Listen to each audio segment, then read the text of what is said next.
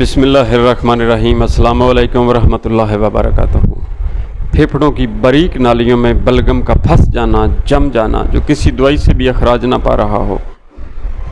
शदीद खांसी होती है, मरीज़ को बड़ा तकलीफ़ दे मरहला होता है। अल्लाह पाक हर मुसीबत से हर जान को महफूज फरमाए। उसका नुस्खा आपको बताएंगे। जमी हुई बलगम को बड़ी पतला करके आसानी के साथ आपकी रगों को शीशे की तरह साफ़ कर देने वाला नुस्खा होगा। ईमानदारी से बात करते हैं, ईमानदारी से बात करेंगे इंशाअल्लाह ताला।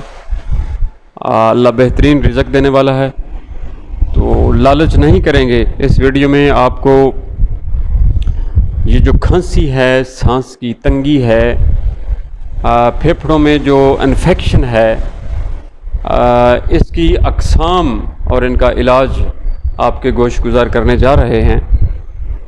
ये एक मालूमाती वीडियो है, इसको लिख लेना चाहिए आपको, लफ्ज़ बे लफ्ज़ लिखना चाहिए। मेरी 25 साल तिब की प्रैक्टिस का ये नुस्खे निचोड़ होते हैं जो मैं सोशल मीडिया पे डालता हूँ, तो कोशिश किया करें, इनको लिख लिया करें। इनसे फ़ायदा आपको हासिल होगा तो मेरी यही कामयाबी है।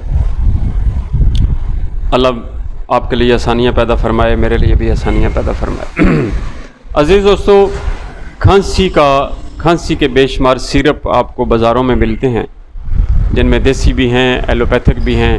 हर पैथी ने अपने अपने इलाज बाज़ार में दिए हुए हैं नुस्खे।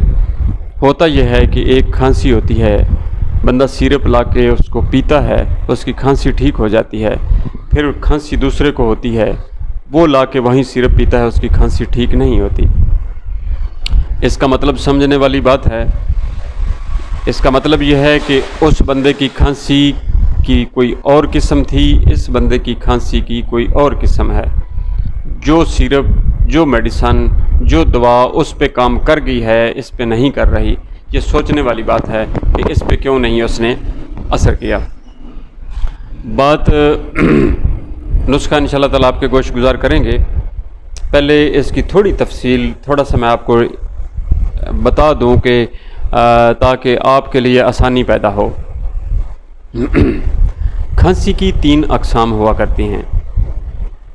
एक खांसी की किस्म होती है कि बंदा बहुत ज़्यादा खांसता है लेकिन बलगम नहीं आया करती।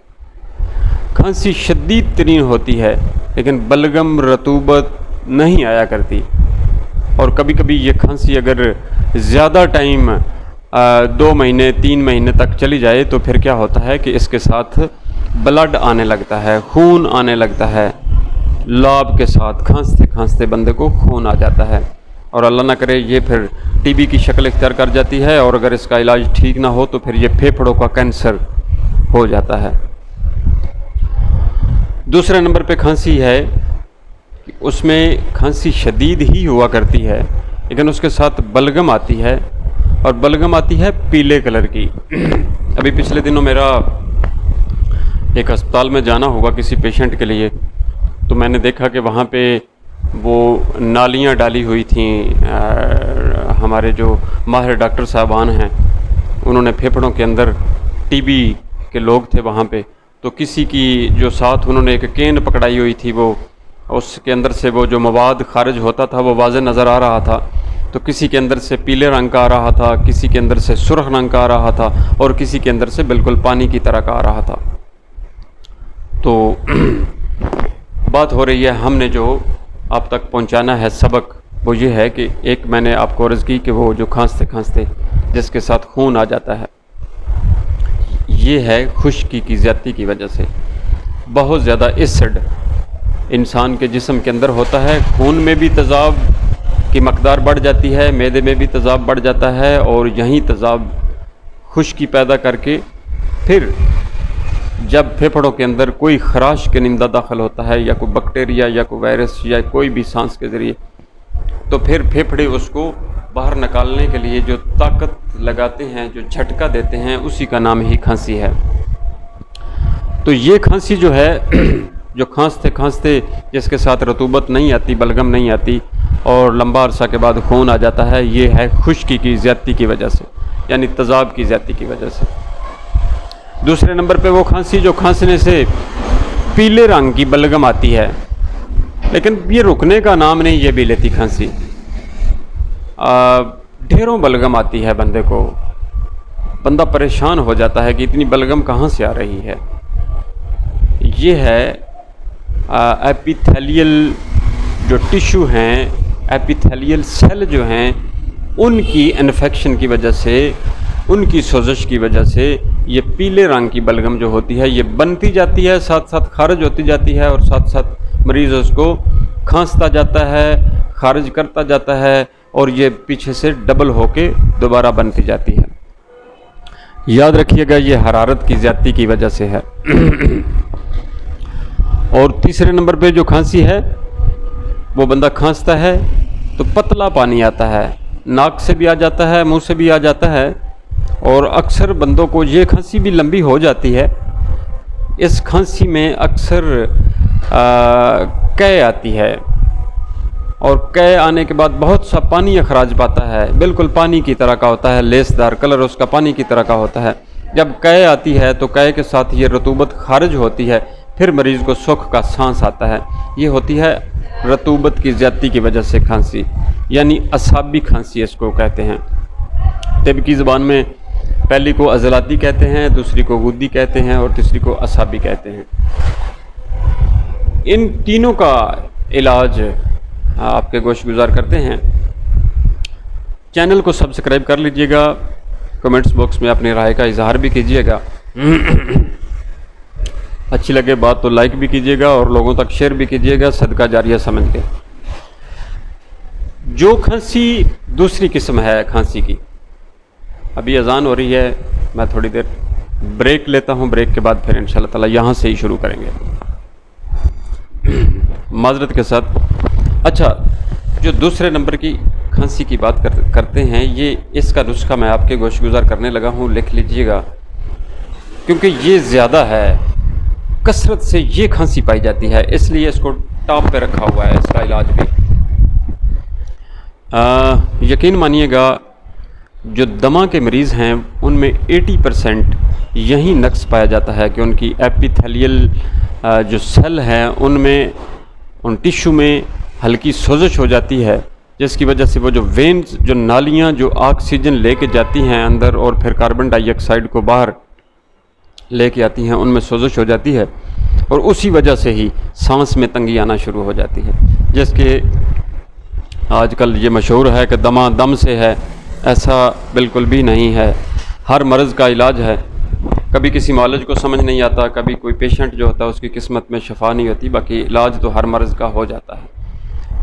80% दमा के मरीज़ जो हैं वो इसी मजाज में होते हैं, गुद्दी तहरीक में होते हैं, उनकी गुदद की जो झिल्ली होती है उस पर सोजिश हो जाती है, और ये इतनी बारीक नालियाँ होती हैं फेफड़ों के अंदर जहाँ से ऑक्सीजन ने जाना होता है और कार्बन डाइऑक्साइड ने वापस आना होता है, ये बहुत बारीक होती हैं। इनमें थोड़ी सी सोजिश भी जो होती है वो सांस के लिए तंगी का बायस बनती है, और फिर वो खांसी आना शुरू हो जाती है, और उसके साथ पीला बलगम। इस खांसी का इलाज लिख लें। दूसरी पहले नंबर की और आखिरी नंबर की का इलाज इंशाल्लाह ताला नेक्स्ट वीडियो में आपके गोशगुजार करेंगे। मगा को हर बंदा जानता है, फिल दराज के नाम से ये पंसारी से आपको मिलेंगी। ये आपने ले लेनी है 100 ग्राम, और इनका फ़ाइन पाउडर करना है, और 300 ग्राम शहद खालिस।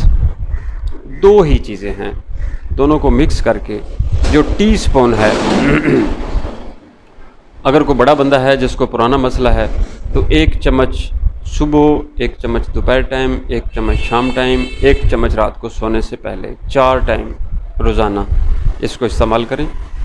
साथ कद्दू, टिंडे, शलजम, गाजर, घिया, तोरी और मूंगी की दाल का इस्तेमाल करें। इन सब चीज़ों में काली मिर्च डालें, सब्ज़ और सुरख मिर्च बिल्कुल बंद करें। अदरक, हल्दी और काली मिर्च, ज़ीरा सफ़ेद भी अपने सालन में आप डाल सकते हैं टेस्टी करने के लिए।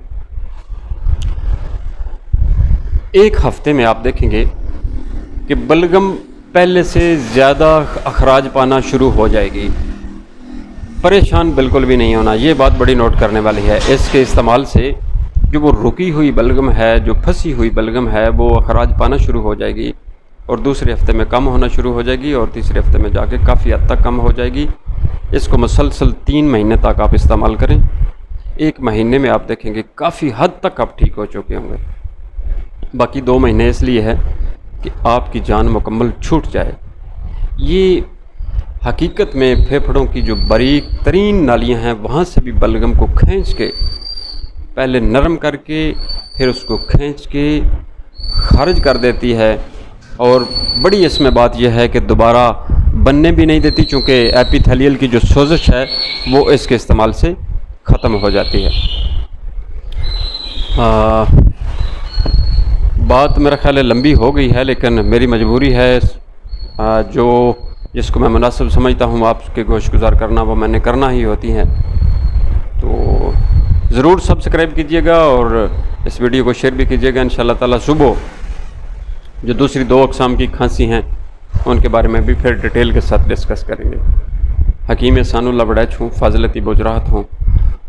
03456569 581 मेरा व्हाट्सएप और कॉल नंबर है।